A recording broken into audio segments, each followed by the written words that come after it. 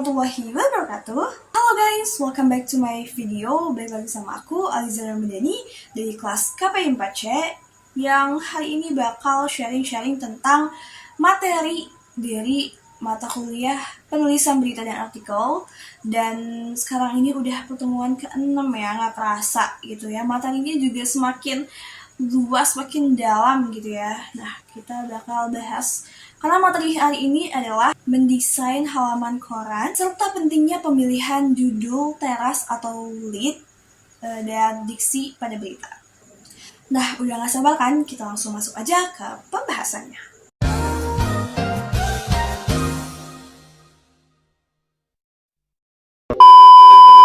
Oke, yang pertama itu ada rubrik dan subrubrik dalam halaman koran. Yang pertama, rubrik adalah suatu halaman yang memiliki kepala atau kop dalam suatu media seperti tabloid, koran, majalah, dan sebagainya. Nah, kalau subrubrik adalah suatu bagian-bagian yang lebih spesifik dari rubrik itu sendiri. Ya, seperti misalnya ada topik atau pembahasan yang lebih intim, lalu dibagi-bagi lagi ke dalam atau menjadi subrubrik itu sendiri. Nah, gimana sih cara menentukan rubrik dan subrubrik? Oke, yang pertama itu adalah identifikasi topik utama. Yang kedua, membagi topik utama. Yang ketiga, memperhatikan minat pembaca. Yang keempat, sesuaikan dengan isi halaman. Yang keempat, sesuaikan dengan isi harian. Yang kelima, pertimbangkan keterkaitan isi. Dan yang terakhir adalah fleksibilitas. Nah, selanjutnya kita masuk ke pembahasan judul berita. Yaps, judul berita. Judul itu pasti penting banget ya di setiap tulisan atau bahkan film pun ada judulnya gitu. Nah, sekarang kita bakal bahas tentang karakteristik judul berita. Karakteristik yang pertama adalah mencerminkan isi. Yaps, judul itu harus bisa mencerminkan isinya gitu. Jadi judul ini bisa menggambarkan tentang apa sih tulisan tersebut. Yang kedua ada kalimat pendek dan atraktif. Jadi kalimatnya tuh pendek aja, tapi ini tuh bisa memicu perhatian orang lain gitu. Kayak orang-orang jadi bisa penasaran nih, apa sih sebenarnya yang dibahas oleh tulisan ini gitu. Kayak kalau lihat judulnya tuh udah bagus banget gitu. Nah, yang ketiga adalah penggunaan nama. Tapi teman-teman, penggunaan nama ini biasanya hanya ditujukan oleh tulisan-tulisan seperti perjalanan hidup suatu tokoh gitu, kayak biografi dan lain sebagainya. Nah, yang keempat ada judul pertanyaan. Nah, judul pertanyaan ini kita juga sering lihat ya, karena biasanya judul pertanyaan ini yang bikin tertarik orang-orang gitu, karena kayak tanda tanya ujungnya. Jadi kita kayak, apa sih ya? Apa nih gitu. Jadi lebih kayak gitu. Cuma teman-teman ini perlu diingat bahwa tulisan bahwa judul pertanyaan ini harus digunakan dengan hati-hati, jadi nggak bisa seenaknya, karena ya itu tadi gitu dapat memicu konflik karena ini dalam bentuk pertanyaan. Yang kelima ada judul kutipan. Yap, sama seperti judul pertanyaan, bahwa judul kutipan ini harus digunakan secara hati-hati karena kutipan, kalau seandainya kita mau pakai nih judul kutipan itu boleh, tapi dengan syarat bahwa kutipan itu harus benar-benar keasliannya dan akurat dan juga penting banget gitu. Makanya suatu kutipan tersebut sehingga bisa dijadikan judul. Nah, yang terakhir itu ada membebaskan bahasa. Maksudnya adalah bahwa judul sendiri pun tidak terpaku atau tidak memiliki kaidah kebahasaan sendiri gitu. Jadi sebenarnya bebas-bebas aja gitu. Oke, lanjut ada fungsi dan jenis-jenis judul berita. Kita masuk ke fungsinya dulu ya. Nah, fungsi yang pertama itu adalah untuk menarik minat pembaca. Yang kedua, merangkum isi berita. Yang ketiga, melukiskan suasana berita. Dan yang terakhir adalah menyelesaikan penwajahan surat kabar. Lanjut, kita masuk ke jenis-jenis judul berita. Yang pertama ada exaggeration. Yang kedua ada teasing. Yang ketiga ada inflammatory. Yang keempat ada formatting. Yang kelima ada bait and switch. Yang keenam ada wrong. Yang ketujuh ada ambiguous. Yang kedelapan ada graphic. Selanjutnya ada syarat judul berita. Nah, ada 7 syarat loh teman-teman. Yang pertama itu adalah provokatif. Yang kedua, singkat dan padat.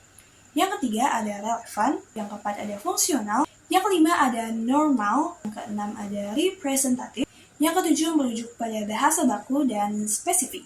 Oke teman-teman, sekarang kita masuk ke pembahasan teras atau lead berita.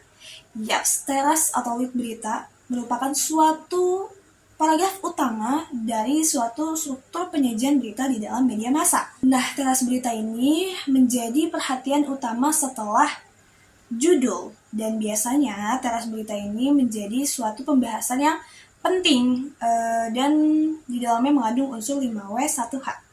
Oke teman-teman, kita lanjut ke jenis-jenis teras atau lead berita.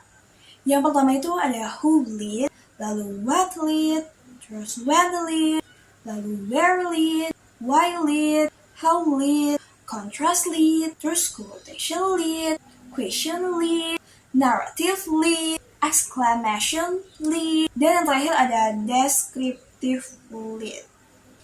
Oke, sekarang kita masuk ke pembahasan diksi berita.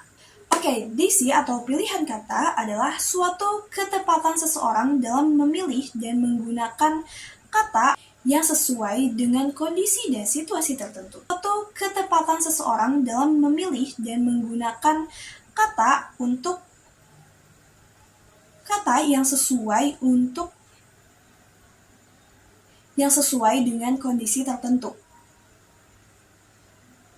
Yang sesuai dengan kondisi dan situasi tertentu. Nah teman-teman, ada 2 persyaratan utama dalam diksi itu sendiri loh. Yang pertama adalah ketetapan pemilihan kata. Seperti misalnya memahami kata sebagai simbol, memahami adanya kata asing seperti kata serapa dan kota baru. Yang kedua adalah kesesuaian pemilihan kata, yaitu menyadari eksistensi dari bahasa baku dan bahasa non-baku, menyadari konteks bahasa sosial, dan menyadari eksistensi kata kajian dan kata populer.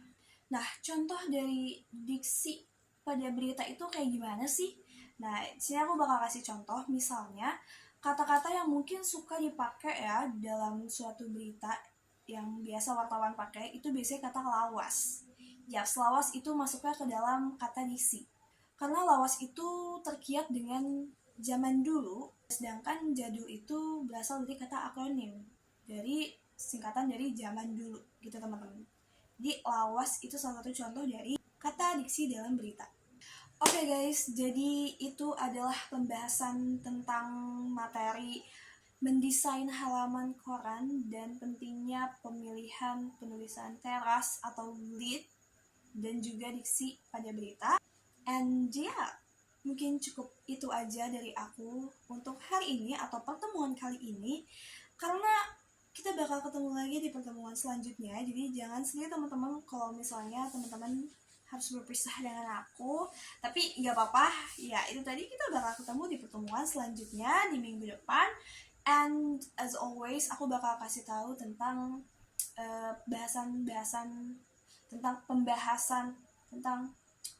bahasan materi yang lebih mendalam lagi gitu ya. Jadi stay tune aja teman-teman. So yeah, thank you for watching and see you next time. Bye bye. Wassalamualaikum warahmatullahi wabarakatuh.